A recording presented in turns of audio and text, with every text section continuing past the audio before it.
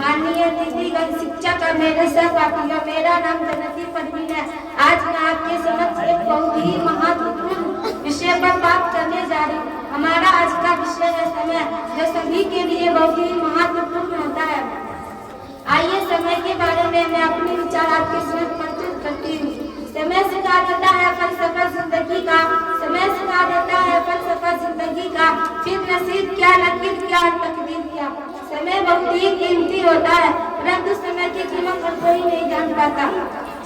चाहे वह अमीर से अमीर व्यक्ति ही क्यों न हो या गरीब व्यक्ति ही क्यों न हो, कई बार अमीर व्यक्ति समय की वजह से गरीब बन जाता है और कई बार गरीब व्यक्ति अमीर बन जाता है। समय हमारे जीवन का बहुत ही महत्वपूर्ण हिस्सा है।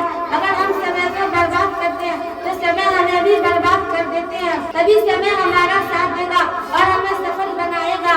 कई लोग ऐसे होते हैं जो पूरा दिन अपना समय बर्बाद कर देते हैं, इसके पश्चात उन्हें पछतावा होता है, परंतु कहते हैं ना, अब पछताए हो क्या जब चिड़िया चुग गई थी। आपने यह कहावत अक्सर सुनी होगी।